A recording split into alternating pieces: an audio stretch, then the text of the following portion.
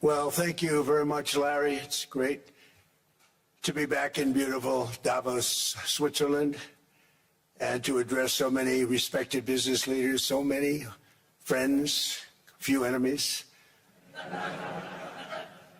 and all of the distinguished guests. It's a who's who, I will say that. I've come to this year's World Economic Forum with truly phenomenal news from America. Yesterday marked the one-year anniversary of my inauguration, and today, after 12 months back in the White House, our economy is booming, growth is exploding, productivity is surging, investment is soaring, incomes are rising, inflation has been defeated, our previously open and dangerous border is closed and virtually impenetrable, and the United States is in the midst of the fastest and most dramatic economic turnaround in our country's history. Under the Biden administration, America was plagued by the nightmare of stagflation, meaning low growth, and high inflation, a recipe for misery, failure, and decline. But now, after just 1 year of my policies, we're witnessing the exact opposite: virtually no inflation and extraordinarily high economic growth. Growth like I believe you'll see very shortly our country has never seen before, perhaps no country has ever seen before. Over the past 3 months, core inflation has been just 1.6%. Meanwhile, fourth quarter growth is projected to be 5.4%, far greater than anybody other than myself and a few others had predicted. Since the election, the stock market has set 52 all-time high records. So that's in 1 year, 52 records, adding $9 trillion in value to retirement accounts, 401ks, and people's savings. People are doing very well. They're very happy with me. Since my inauguration, we've lifted more than 1.2 million people off of food stamps, and after 4 years in which Biden secured less than $1 trillion of new investment in our country. Think of that, 1 trillion, substantially less than that. In 4 years, we've secured commitments for a record-breaking $18 trillion, and we think when the final numbers come out, they'll be closer to $20 trillion of investment. That's never been done by any country at any time, not even close. Just over 1 year ago, under the radical left Democrats, we were a dead country. Now we are the hottest country anywhere in the world. In fact, the United States economy is on pace to grow at double the rate that was projected by the IMF just last April. And with my growth and tariff policies, it should be much higher. I really believe we can be much higher than that. And this is all great news, and it's great for all nations. The USA is the economic engine on the planet, and when America booms, the entire world booms. It's been the history. When it goes bad, it goes bad. You all follow us down, and you follow us up, and we're at a point that I don't believe we've ever been. I never thought we could do it this quickly. My biggest surprise is I thought it would take more than a year, maybe like a year and 1 month. But it's happened very quickly. This afternoon, I want to discuss how we have achieved this economic miracle, how we intend to raise living standards for our citizens to levels never seen before, and perhaps how you too and the places where you come from can do much better by following what we're doing, because certain places in Europe are not even recognizable, frankly, anymore. They're not recognizable. And we can argue about it, but there's no argument. Friends come back from different places. I don't want to insult anybody, and say, I don't recognize it. And that's not in a positive way, it's in a very negative way. And I love Europe, and I want to see Europe go good, but it's not heading in the right direction. In recent decades, it became conventional wisdom in Washington and European capitals that the only way to grow a modern Western economy was through ever-increasing government spending, unchecked mass migration, and endless foreign imports. The consensus was that so-called dirty jobs and heavy industry should be sent elsewhere, that affordable energy should be replaced by the Green New Scam, and that countries could be propped up by importing new and entirely different populations from faraway lands. This was the path that Sleepy Joe Biden administration and many other Western governments very foolishly followed, turning their backs on everything that makes nations rich and powerful and strong. And there's so much potential in so many nations. The result was record budget and trade deficits and a growing sovereign deficit driven by the largest wave of mass migration in human history. We've never seen anything like it. Quite frankly, many parts of our world are being destroyed before our very eyes, and the leaders don't even understand what's happening. And the ones that do understand aren't doing anything about it. Virtually all of the so-called experts predicted my plans to end this failed model would trigger a global recession and runaway inflation. But we have proven them wrong. It's actually just the opposite. In 1 year, our agenda has produced a transformation like America has not seen in over 100 years. Instead of closing down energy plants, we're opening them up. Instead of building ineffective, money-losing windmills, we're taking them down and not approving any. Instead of empowering bureaucrats, we're firing them, and they're going out and getting jobs in the private sector for 2 and 3 times what they were making in government.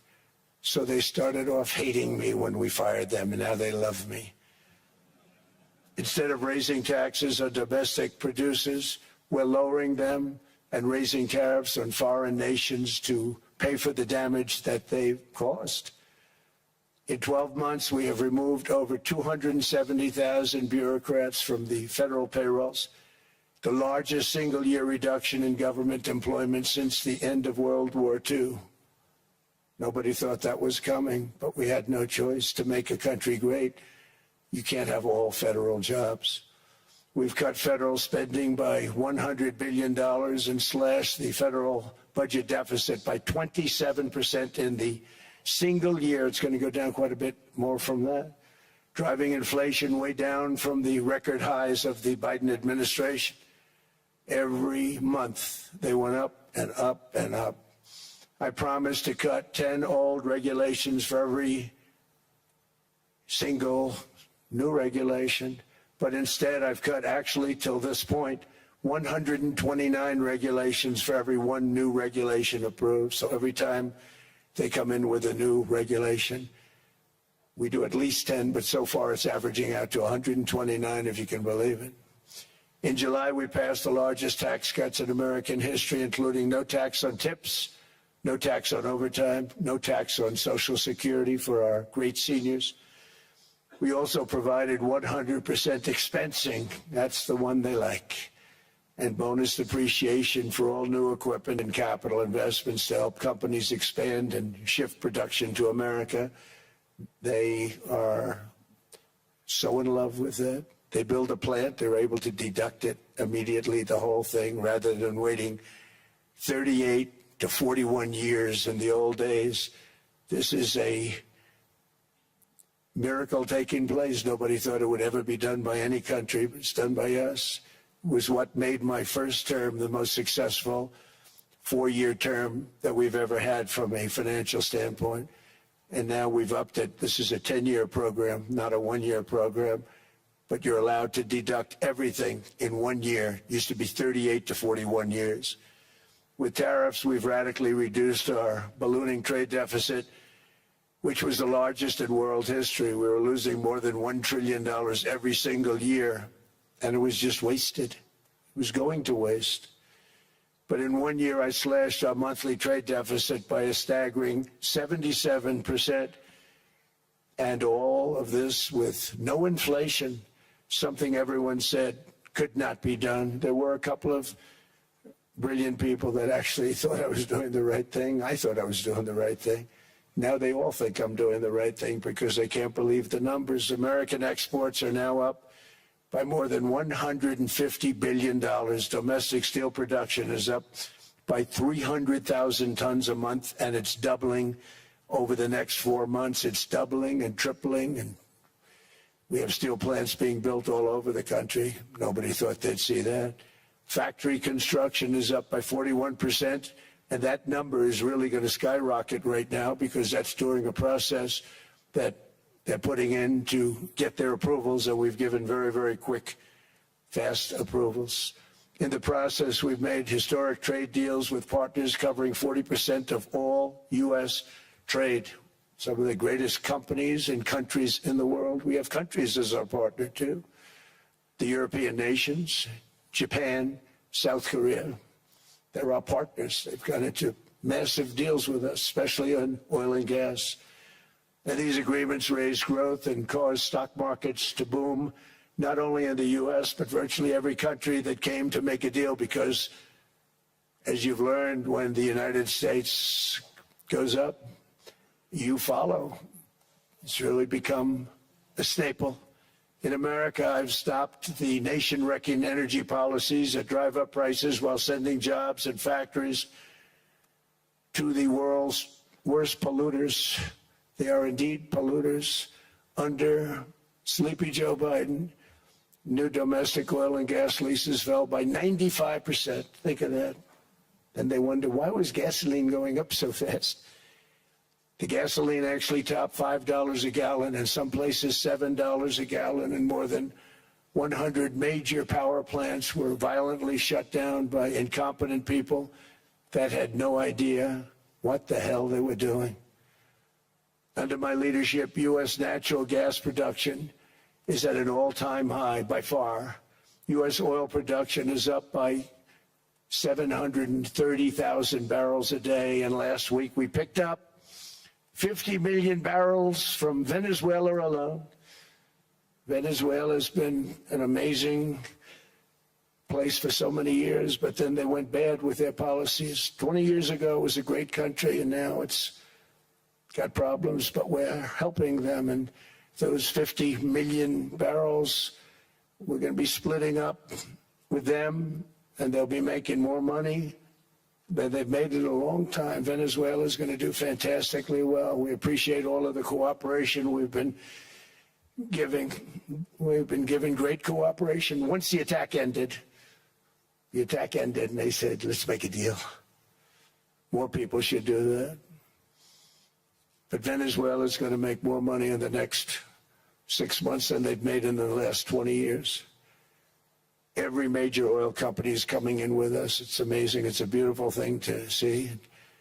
The leadership of the country has been very good. They've been very, very smart. The price of gasoline is now below $2.50 a gallon in many states, $2.30 a gallon in most states. Then we'll soon be averaging less than $2 a gallon. In many places, it's already down even lower, $1.95 a gallon. Numerous states are at $1.99, numbers that nobody has heard for years. Actually, since my last administration, we got it down to around those numbers. I've signed an order directing and approval of many new nuclear reactors. We're going heavy into nuclear. I was not a big fan because I didn't like the risk, the danger. But they have the progress they've made with nuclear is unbelievable, and the safety progress they've made is incredible. We're very much into the world of nuclear energy, and we can have it now at good prices and very, very safe. And we're leading the world in AI by a lot. We're leading China by a lot. I think President Xi respects what we've done, in part because I've allowed these big companies building these massive buildings to build their own electric capacity. They're building their own power plants, which when added up is more than any country anywhere in the world is doing. I read recently an article in the Wall Street Journal that China's creating so much energy, and they are. I got to hand it to them. But we're creating as much or more, and we're letting them do that. I'm very proud of it. It was my idea. I said, you can't create this much energy. We needed more than double the energy currently in the country just to take care of the AI plants. And I said, we can't do that. We have an old grid system. And I came up with the idea, you know, you people are brilliant, you have a lot of money. Let's see what you can do. You can build your own electric generating plants. And they looked at me, they didn't believe me. All of the names that are, I think, in the room right now, if you want to know the truth, they didn't believe it. And I said, no, you can't. They came back 2 weeks and they didn't have the plant. They said, we thought you were kidding. I said, no, not only am I not kidding, you're going to have your approvals within 2 weeks. I always say nuclear will take 3 weeks. But most aren't going that. They're going oil and gas. They're even going coal in some cases. Because of my landslide election victory, the United States avoided the catastrophic energy collapse which befell every European nation that pursued the Green New Scam, perhaps the greatest hoax in history. The Green New Scam, windmills all over the place, destroy your land, destroy your land. Every time that goes around, you lose $1,000. You're supposed to make money with energy, not lose money. Here in Europe, we've seen the fate that the radical left tried to impose on America. They tried very hard. Germany now generates 22% less electricity than it did in 2017. And it's not the current chancellor's fault. He's solving the problem. He's going to do a great job. But what they did before he got there, I guess that's why he got there.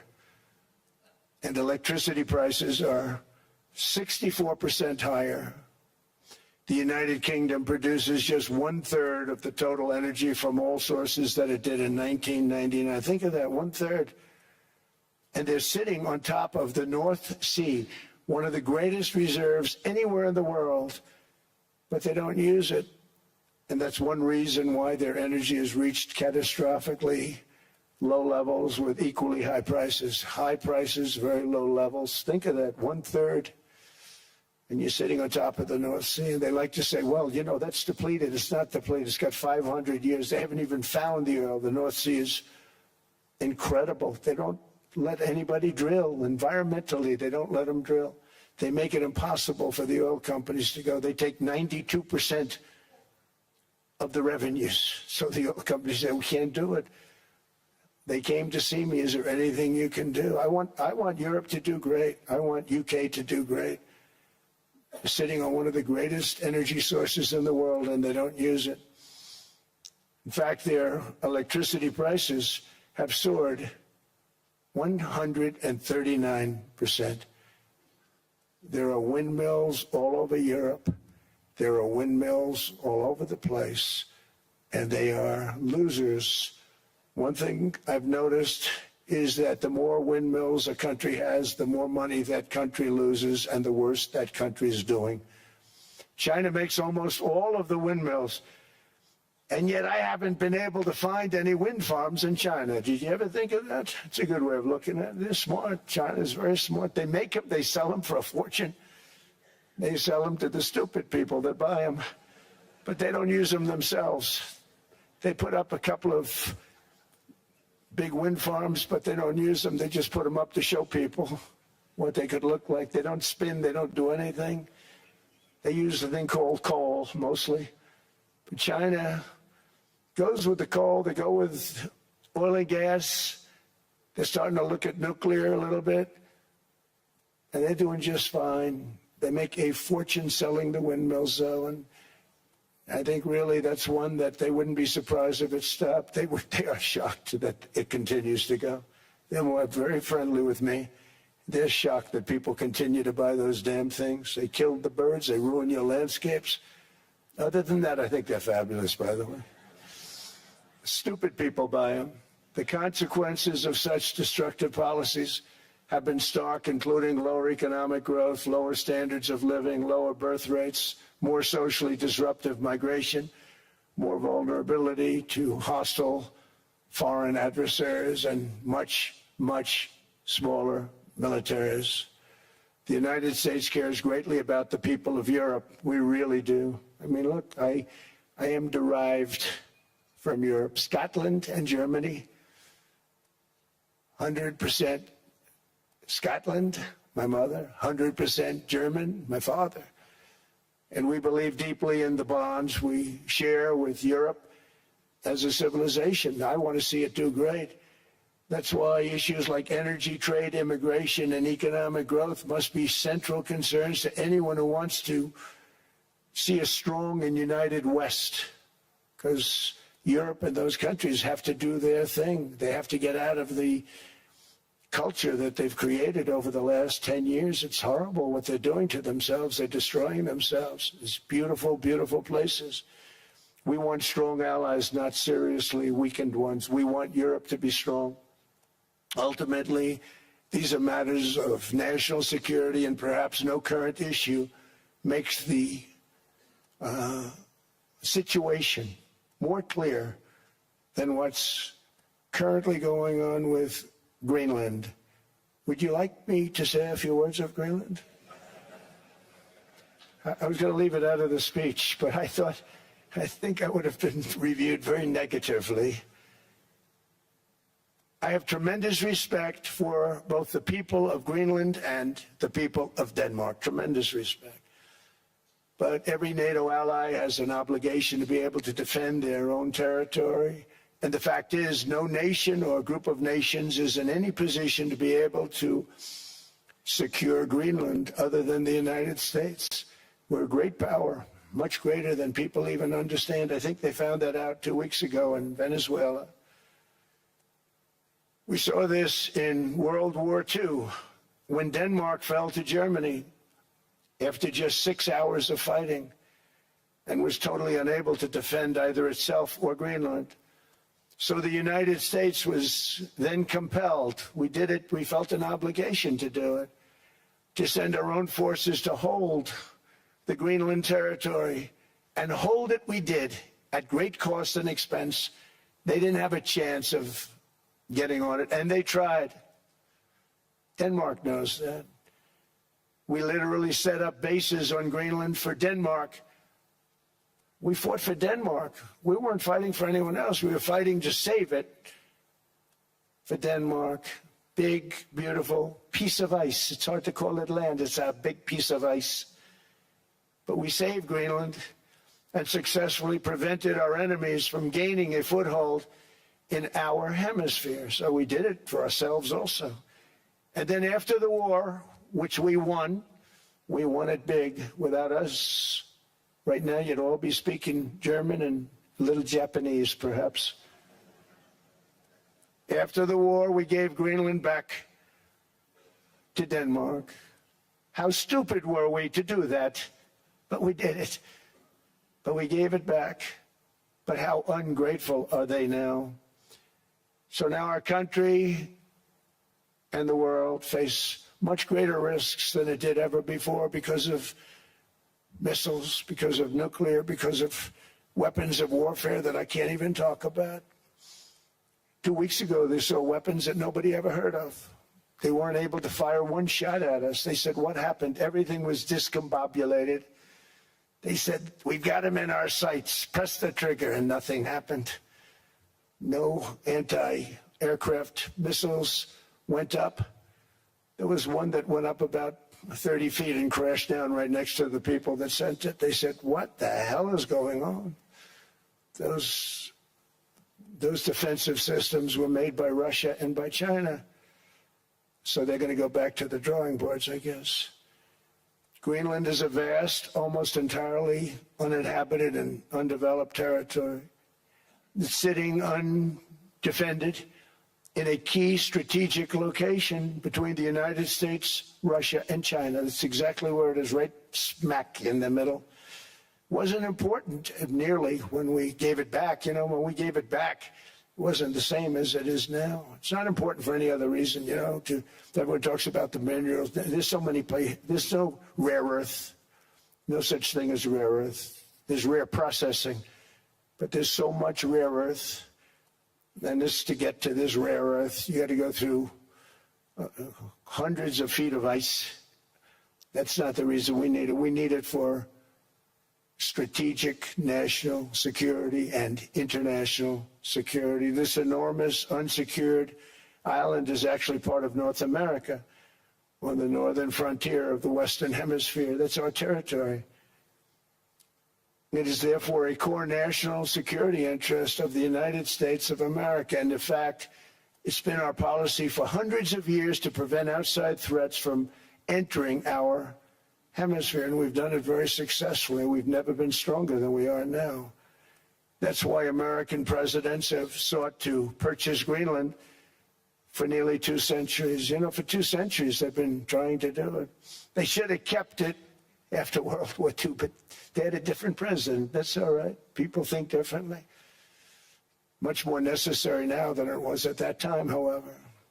In 2019, Denmark said that they would spend over $200 million to strengthen Greenland's defenses. But as you know, they spent less than 1% of that amount. 1%. There's no sign of Denmark there. And I say that with great respect for Denmark, whose people I love, whose leaders are very good. It's the United States alone that can protect this giant mass of land, this giant piece of ice, develop it and improve it and make it so that it's good for Europe and safe for Europe and good for us.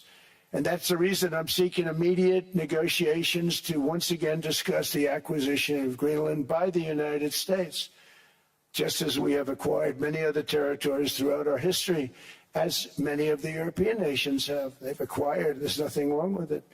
Many of them, some went in reverse, actually, if you look. Some had great, vast wealth, great, vast lands all over the world. They went in reverse. They're stuck back where they started. That happens too. But some grow. But this would not be a threat to NATO. This would greatly enhance the security of the entire alliance, the NATO alliance. The United States is treated very unfairly by NATO. I want to tell you that. And when you think about it, nobody can dispute it. We give so much and we get so little in return. And I've been a critic of NATO for many years. And yet I've done more to help NATO than any other president by far, than any other person. You wouldn't have NATO if I didn't get involved in my first term. The war with Ukraine is an example. We are thousands of miles away, separated by a giant ocean. It's a war that should have never started, and it wouldn't have started if the 2020 U.S. presidential election weren't rigged. It was a rigged election. Everybody now knows that. They found out.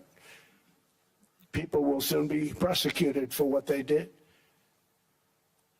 It's probably breaking news, but it should be. It was a rigged election. You can't have rigged elections. You need strong borders, strong elections, and ideally a good press. I always say it. Strong borders, strong elections, free, fair elections, and a fair media. The media is terrible. It's very crooked. It's very biased, terrible. But someday it'll straighten out because it's losing all credibility. Think of it. When I went in a landslide, a giant landslide, won all 7 swing states, won the popular vote, won everything, and I only get negative press. That means that it has no credibility. And if they're going to get credibility, they're going to have to be fair. So you need a fair press. But you also need those other elements. And I inherited a terrible, terrible situation. If you look, the border was open. The inflation was raging. Everything was bad with the United States when I came into office.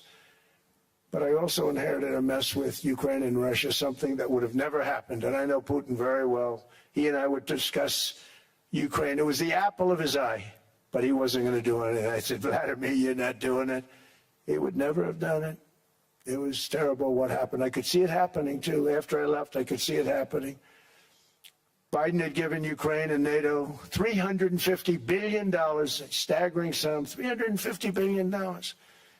I came in, and just like the southern border, just like inflation, just like our economy, I said, wow, this place is in trouble, meaning our country. All of these things were out of control.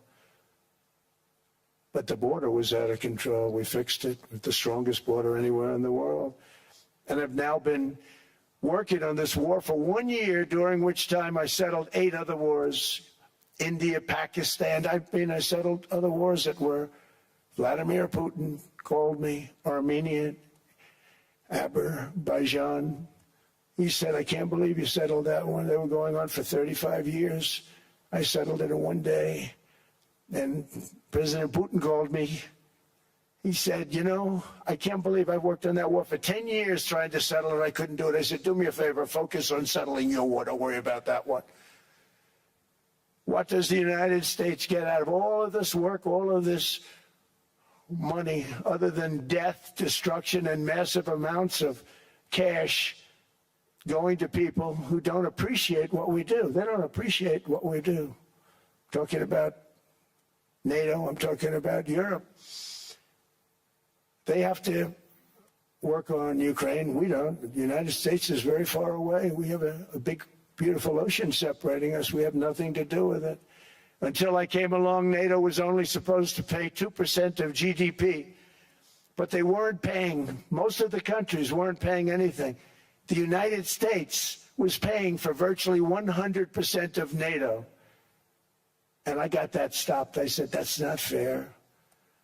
But then more importantly, I got NATO to pay 5%, and now they were paying, and now they are paying. So something nobody said was possible. They said, we will never go up higher than 2%.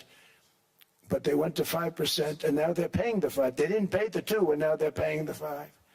And they're stronger for it, and they have an excellent, by the way, Secretary General, who's possibly in the room. Mark, are you here?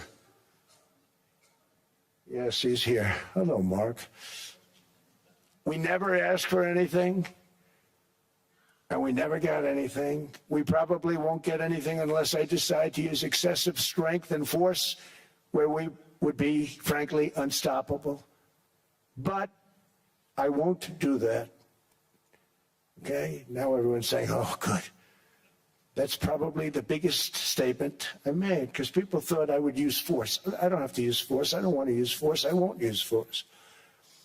All the United States is asking for is a place called Greenland, where we already had it as a trustee, but respectfully returned it back to Denmark not long ago after we defeated the Germans, the Japanese, the Italians, and others in World War II. We gave it back to them.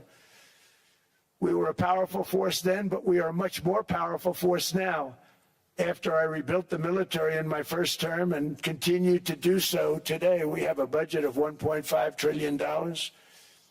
We're bringing back battleships. The battleship is 100 times more powerful than the great battleships you saw in World War II, those great, big, gorgeous ships, the Missouri, the Iowa, the Alabama. Because I thought maybe we could take them out of mothballs. They said, no, sir, these ships are 100, think of that, 100 times more powerful than those big, magnificent pieces of art that you saw so many times ago, that you still see on television. You say, wow, what a force. 100 times, each ship 100 times more powerful than the big battleships of the past. So that was the end of the mothball story. So what we have gotten out of NATO is nothing except to protect Europe from the Soviet Union and now Russia. I mean, we've helped them for so many years. We've never gotten anything, except we pay for NATO. And we paid for many years until I came along. We paid for, in my opinion, 100% of NATO because they weren't paying their bills. And all we're asking for is to get Greenland, including right title and ownership, because you need the ownership to defend it. You can't defend it on a lease. Number one, legally it's not defensible that way, totally. And number two, psychologically, who the hell wants to defend a license agreement or a lease, which is a large piece of ice in the middle of the ocean where if there is a war, much of the action will take place on that piece of ice. Think of it. Those missiles would be flying right over the center of that piece of ice.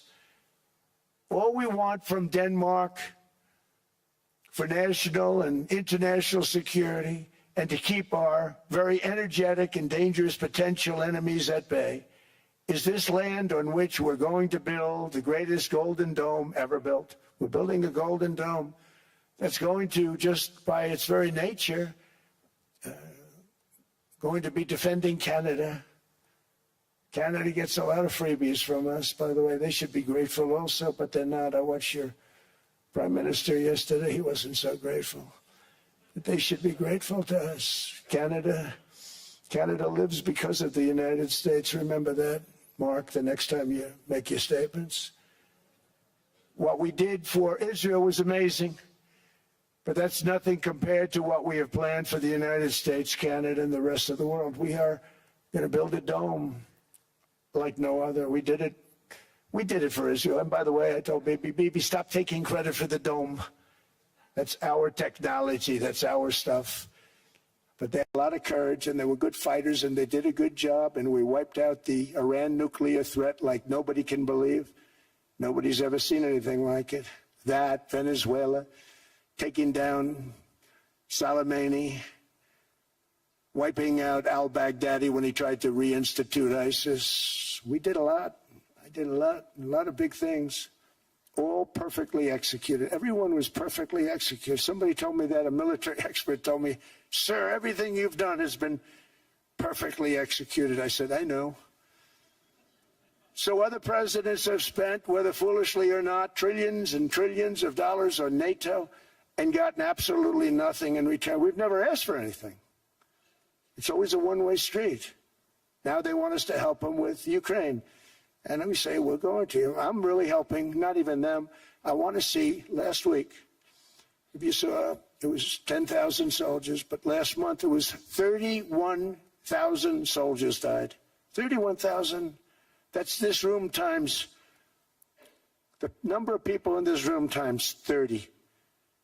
Think of it. 30,000 soldiers died in 1 month. The month before it was 27,000. The month before that it was 28,000. The month before that it was 25,000. It's a bloodbath over there.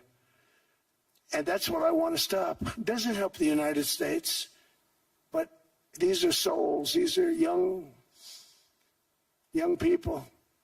Look like you, look like some of you right in the front row.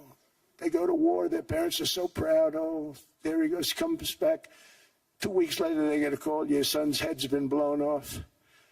I want to stop it. It's a horrible war. It's the worst since World War II. They keep going, they'll exceed World War II. The numbers are staggering, how many people they've lost. They don't want to talk about it. Ukraine and Russia lost just tremendous amounts. And I'm dealing with President Putin, and he wants to make a deal, I believe. I'm dealing with President Zelensky, and I think he wants to make a deal. I'm meeting him today. He might be in the audience right now. But they got to get that war stopped because too many people are dying, needlessly dying. Too many souls are being lost. It's the only reason I'm interested in doing it. But in doing it, I'm helping Europe, I'm helping NATO, and I've until the last few days when I told them about Iceland, they loved me. They called me daddy, right, last time. A very smart man said, he's our daddy.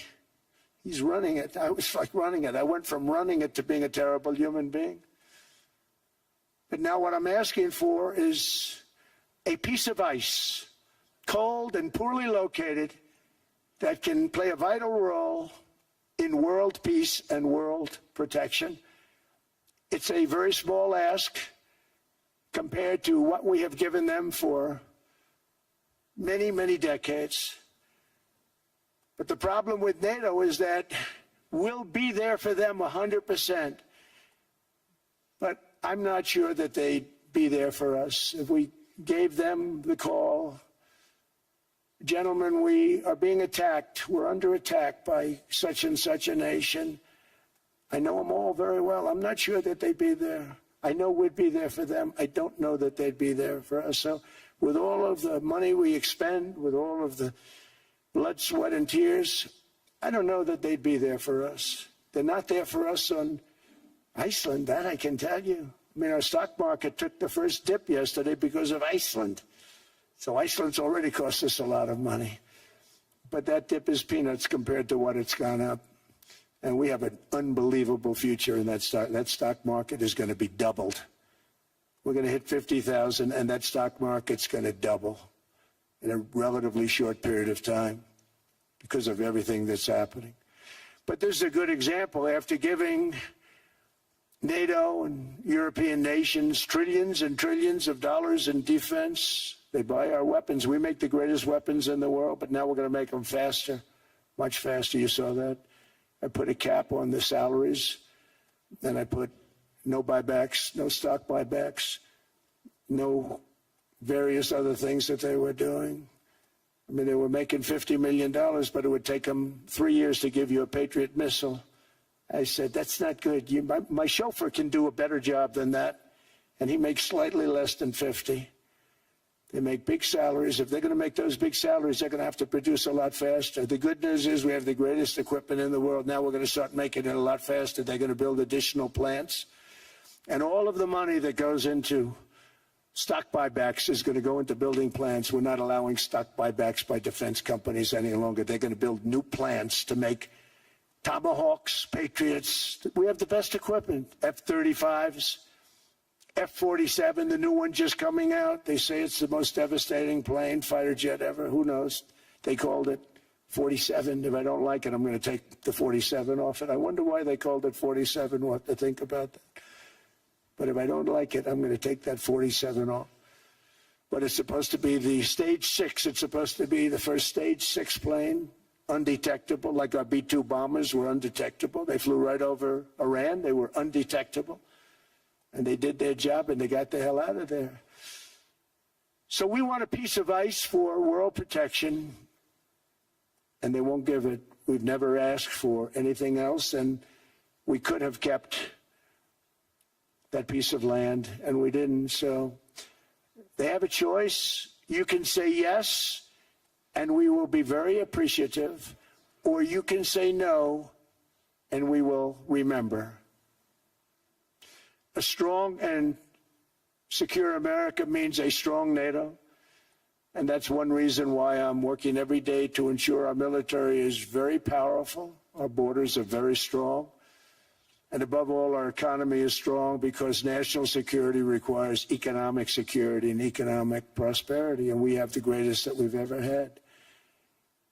Biden and his allies destroyed our economy and gave us perhaps the worst inflation in American history. They say 48 years, I say forever, but I think 48 years is the equivalent to forever.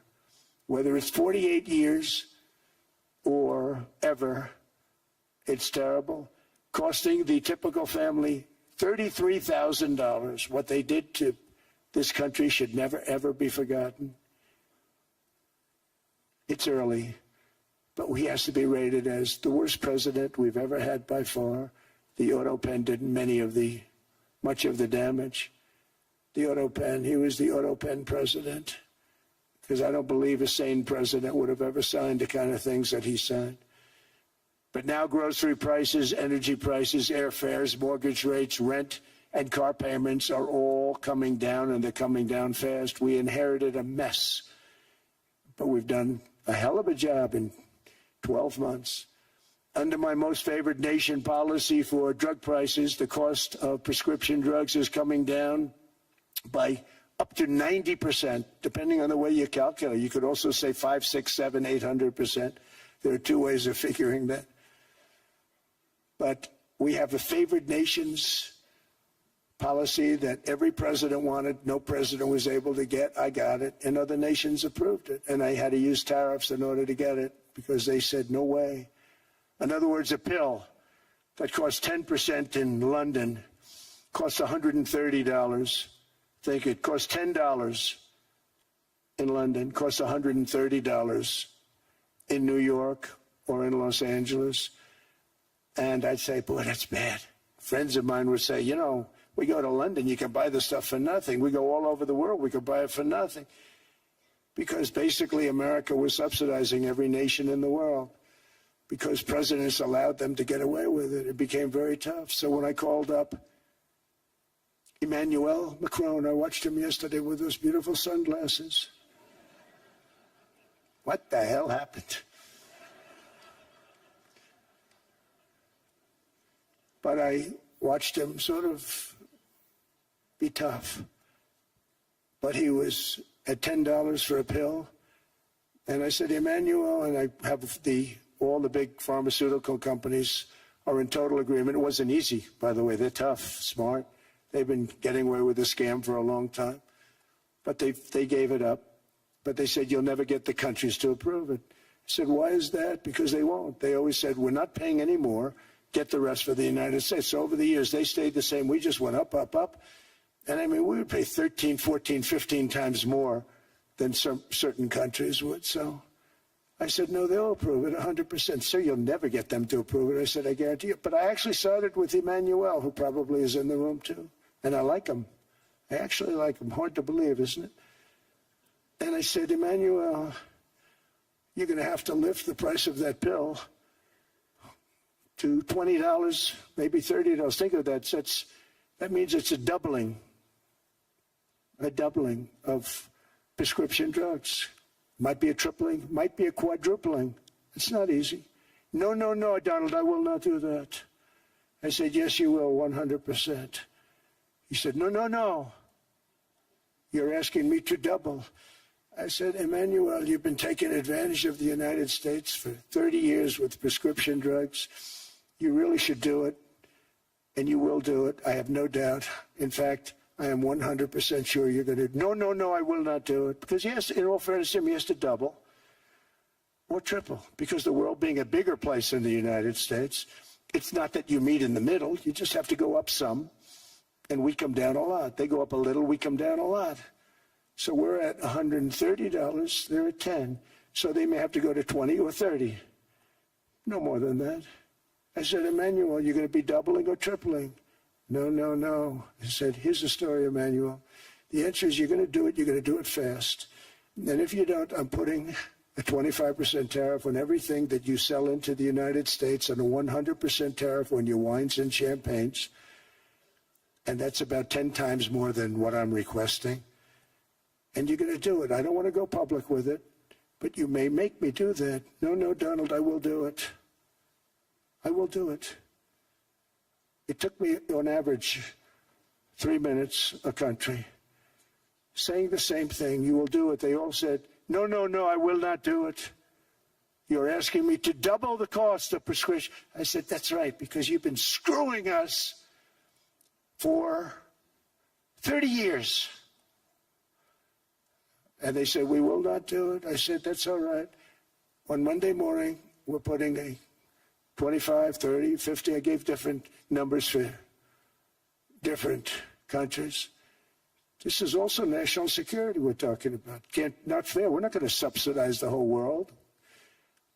And every one of those countries have agreed to do it. So one of the biggest things that I've done is the fact that we have now most favored nation. We will pay whatever the lowest price is in the entire world. So our drug prices are going to be coming down by staggering 90%. Again, you could say 1,000%, 2,000%. Depends on the way you want to figure it, but we'll go with the way the fake news likes it better because it sounds, can you imagine a 90% reduction sounds much worse. But drug prices are going to be coming down tremendously in all the nations, and I appreciate them doing it, but they did it. In all fairness, without tariffs, I wouldn't have been able to get it done. After declining $3,000 under Biden, real incomes are up in the United States by $2,000, $3,000, and even $5,000 and more. Home ownership has always been a symbol of health and vigor of American society, but that goal fell out of reach for millions and millions of people in the Biden era because interest rates went up so high. Today, I'm taking action to bring back this bedrock of the American dream. In recent years, Wall Street giants and institutional investment firms, many of you are here, many of you are good friends of mine, many of you are supporters. Sorry to do this to you, I'm so sorry. But you've driven up housing prices by purchasing hundreds of thousands of single-family homes, and it's been a great investment for them. Often, as much as 10% of houses on the market. You know, the crazy thing is a person can't get depreciation on a house, but when a corporation buys it, they get depreciation. Okay, that's something we're going to have to think about, too. I don't know if too many people think about that. You buy a corporation, they buy 500 houses, they buy hundreds of thousands, they buy 500 houses, they can take depreciation. A person sweats and works and buys one house they can't. But homes are built for people, not for corporations, and America will not become a nation of renters. We're not going to do that. That's why I have signed an executive order banning large institutional investors from buying single-family homes. It's just not fair to the public. They're not able to buy a house. And I'm calling on Congress to pass that ban into permanent law, and I think they will. One of the biggest barriers to saving for a down payment has been surging credit card debt. The profit margin for credit card companies now exceeds 50%, one of the biggest. And they charge Americans interest rates of 28%, 30%, 31%, 32%. Whatever happened to usury? So to help our citizens recover from the Biden disaster, all caused by this horrible president, just horrible president, I'm asking Congress to cap credit card interest rates at 10% for 1 year. And this will help millions of Americans save for a home. They have no idea they're paying 28%. They go out there a little late in their payment and they end up losing their house. It's terrible. To unleash innovation in savings and financing, I'm also working to ensure America remains the crypto capital of the world. And to that end, last year I signed the landmark Genius Act into law. Now Congress is working very hard on crypto market structure legislation, Bitcoin, all of them, which I hope to sign very soon, unlocking new pathways for Americans to reach financial freedom. And I did it for two reasons. Number one, I thought it was politically good, and it was. I got tremendous political support. But more importantly, China wanted that market too. It's just like they want the AI. And we've got that market, I think, pretty well locked up. If I didn't do it, Biden was totally against it until before the election, when they realized that, there were millions of people voting against him over crypto. And all of a sudden they loved it very much, but it was too late. They blew it. But it is politically popular, but it's much more importantly, we have to make it so that China doesn't get the hold of it. And once they have that hold, we're not going to be able to get it back. So I'm honored to have done it. Finally, I've instructed government-backed institutions to purchase up to $200 billion in mortgage bonds to bring down interest rates. And I'll be announcing a new Fed chairman in the not-too-distant future. I think he'll do a very good job. So I gave away some of it. He did give that away. So we have something, got something, but somebody that's very respected.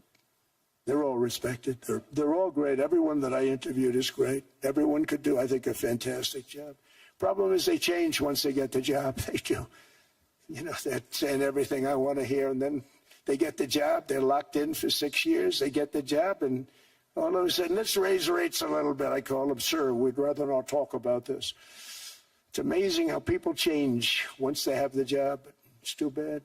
Sort of disloyalty, but they got to do what they think is right. We have a terrible chairman right now, Jerome Too Late Powell. He's always too late. And he's very late with interest rates, except before the election. He was just fine for the other side. So we're going to have somebody that's great, and we hope he does the right job. Last week, the average 30-year mortgage rate dropped below 6% for the first time in many years. Another major factor in driving up housing costs was the mass invasion of our borders. And I have to say one thing about housing, because nobody ever says this. I am very protective of people that already own a house, of which we have millions and millions and millions. And because we have had such a good run, the house values have gone up tremendously. And these people have become wealthy.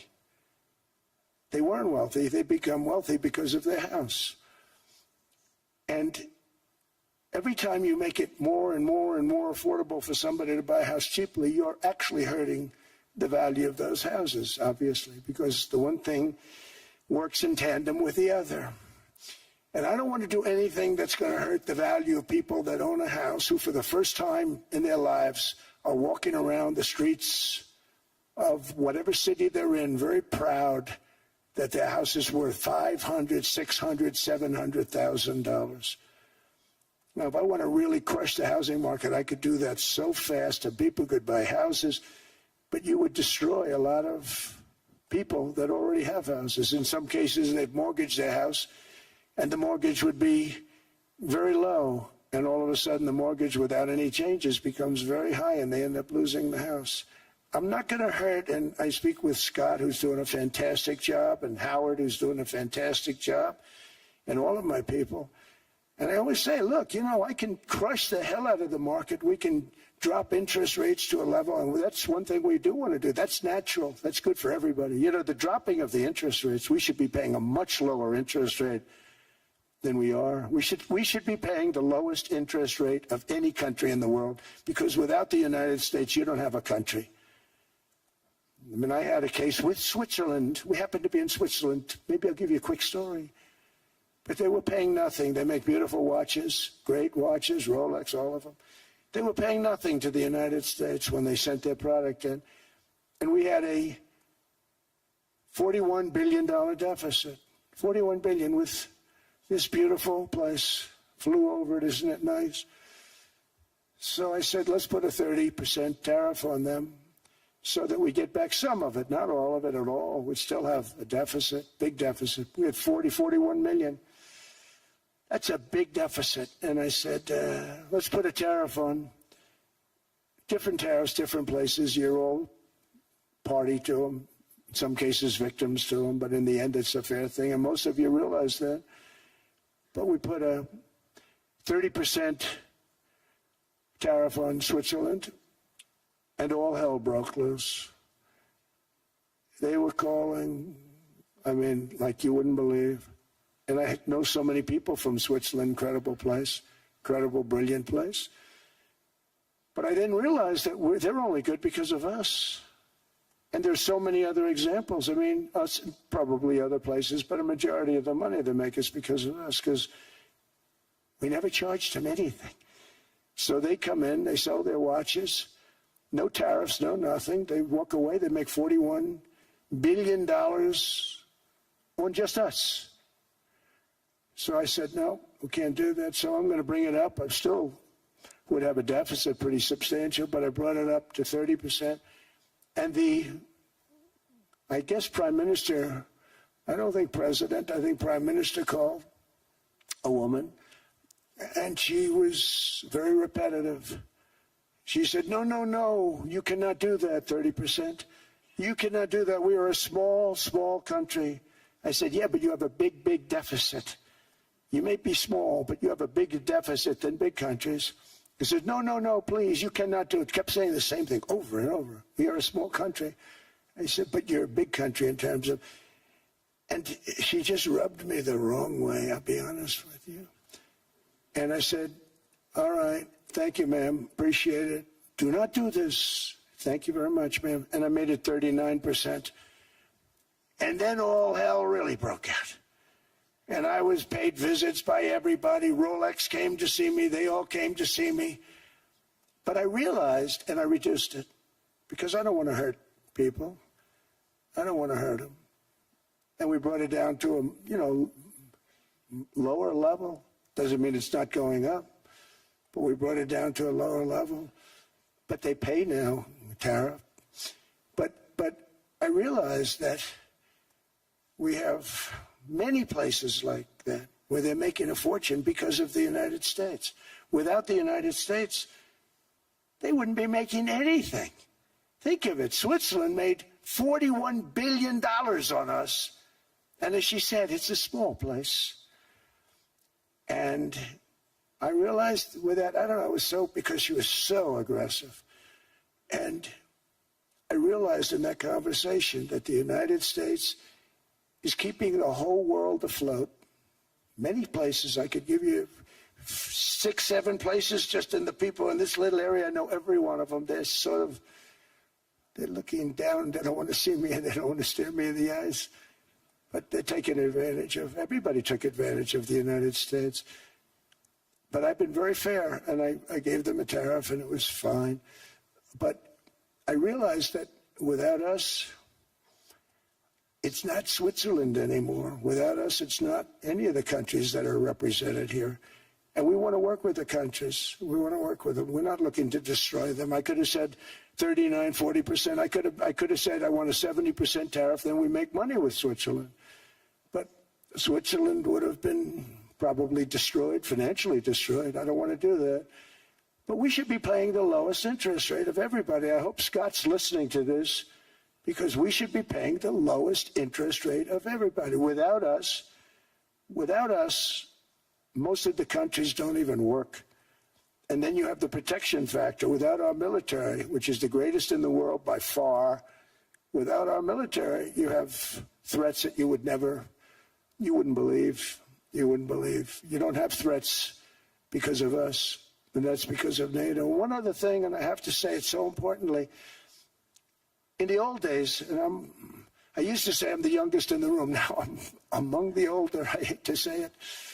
I don't feel old, but I'm among the older. But I remember not long ago, 20, 25 years ago, when good news came out about, let's say, the United States. The United States had a great quarter. The United States had a great month. All the stocks went up. And that's the way it's supposed to be. Now when they say the United States had a record quarter, it's unbelievable how well it's doing, all the stocks crash because they say, oh no, inflation, they're going to raise interest rates. And they do. Some of these stupid people like Powell, they raise interest rates. And what they do is they stop you from being successful. It used to be when we had a great quarter, a great month, great earnings, great anything, any good news, the stock market went up. That's the way it's going to be. We got to do that again, because that's the way it should be. Now when we have a great month, they want to kill it. Like we did over 5%. People were surprised. We should do 20%. We could do 25%. When we announce good numbers, and the reason is they're so petrified of inflation. And growth doesn't mean inflation. We've had tremendous growth with very low inflation. In fact, growth can fight inflation, proper growth.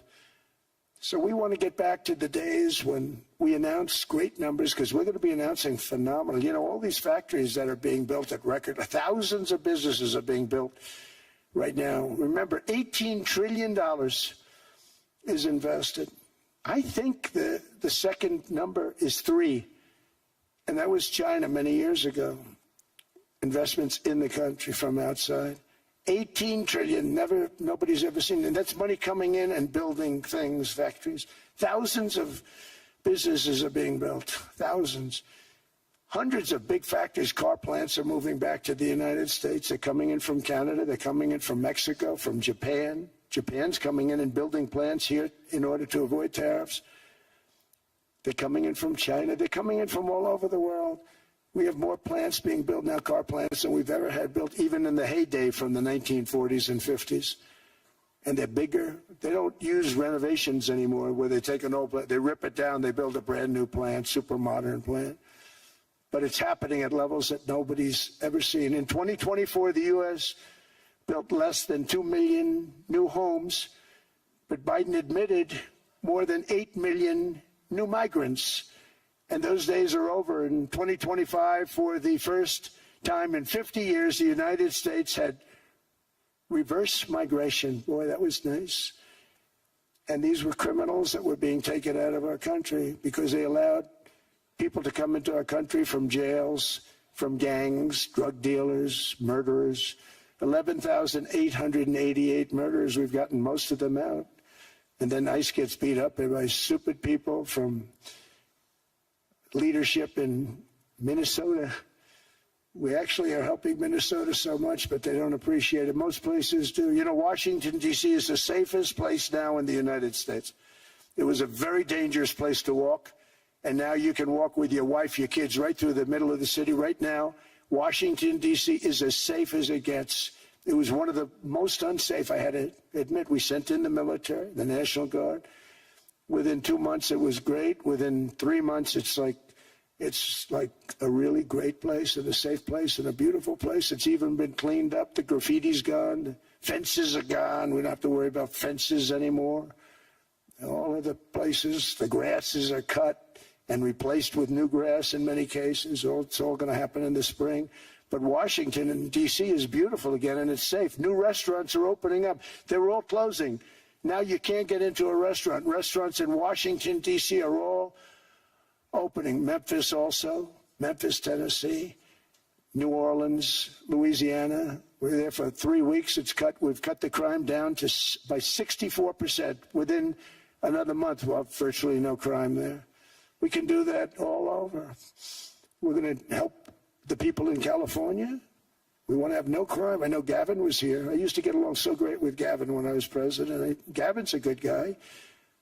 And we're going to, if he needed it, I would do it in a heartbeat. I'd love to see.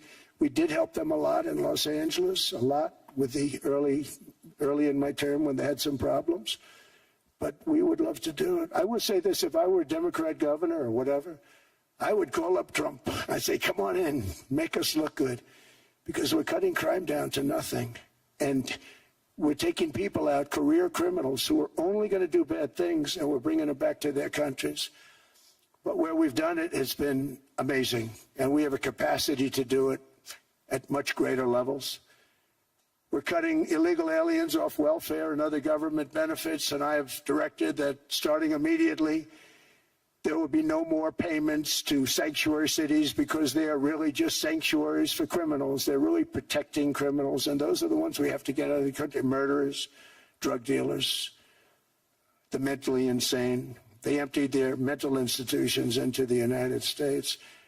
And despite that, we have the lowest crime numbers that we've ever had in the history of the country. Just came out. But equally importantly, we're cracking down on more than $19 billion in fraud that was stolen by Somalian bandits. Can you believe that Somalia, they turned out to be higher IQ than we thought? I always say these are low IQ people. How did they go into Minnesota and steal all that money? And we have, they're pirates, they're good pirates, right? But we shoot them out of the water just like we shoot the drug boats out. They're not pirating too many boats lately, do you notice? When they go out into those boats, they want to take over $1.5 billion tanker loaded up with oil. And they say, we're going to blow up your boat. They have powerful weapons. You hit the side of the boat, you blow the whole thing up. The insurance companies are petrified. So they say, just give them the boat. We'll give them money instead. And I don't do that. We blow them right the hell out of the water. We see them going out, we blow them out of the water. We don't have any pirates so much anymore. If we do, they won't be there long. We've cut down with the hitting of the boats that are loaded up with drugs, including submarines. Can you believe they actually buy small, they call them mini subs, very fast. They're meant for drugs. We've knocked out 2 of them. The Democrats say they were fishing. You have ruined somebody's fishing weekend, I would say. A submarine is not a fishing boat. You don't fish. But we've knocked down drugs by water, the oceans, the sea, by 97.2%. Think of that. And I actually say, who the hell are the 3%? Because I would not want to be piloting one of those boats. We knocked them down, and now we're going to start on land. We're going to knock it all out. The land is the easy part. What we did on sea is incredible, and that's our great military. The situation in Minnesota reminds us that the West cannot mass import foreign cultures which have failed to ever build a successful society of their own. I mean, we're taking people from Somalia, and Somalia is a failed, it's not a nation. Got no government, got no police, got no military, got no nothing. And then we have this fake congressperson who they just reported is worth $30 million. You believe this? Ilhan Omar, talking about the Constitution. It provides me. She comes from a country that's not a country. And she's telling us how to run America. Not going to get away with it much longer, let me tell you. The explosion of prosperity and conclusion and progress that built the West did not come from our tax codes. It ultimately came from our very special culture. This is the precious inheritance that America and Europe have in common. We share it. We share it, but we have to keep it strong. We have to become stronger, more successful, and more prosperous than ever. We have to defend that culture and rediscover the spirit that lifted the West from the depths of the Dark Ages to the pinnacle of human achievement. We live in an incredible, changing period. It's an unbelievable time, but we have to take advantage of the time that we're in. In our hands are technologies that our ancestors could scarcely have. I mean, they couldn't have even dreamt some of the things that we see today. And so rapidly they're produced. I mean, AI, 2 years ago, nobody ever heard of the term, and now everybody's talking about it. And it can have some very good purpose. It could also have some dangerous purpose, and for that we have to watch out. But some tremendous things are happening because of it. And we're leading by so much. We're doing so well. But opportunities that are bigger and grander than ever before in human history are right before us. It is the pioneers in this room. Many of you in this room are true pioneers. You're truly brilliant people. Just your ability to get a ticket is brilliant because you have about 50 people for every seat. I don't know what. That's Larry. Everything Larry touches turns to gold. He made this very successful. But you're in this room, and some of you are the greatest leaders anywhere in the world. You're the greatest brains anywhere in the world. And the future is unlimited, and to a large part because of you, and we have to protect you, and we have to cherish you.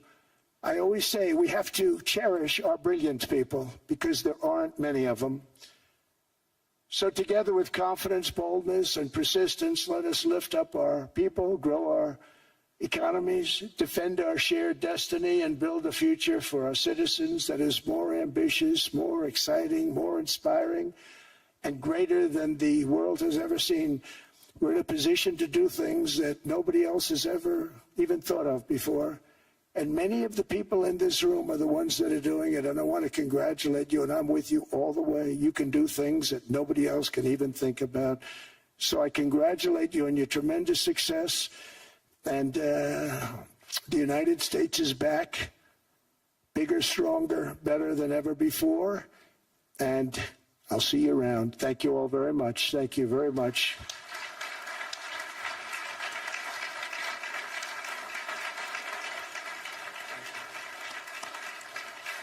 Thank you.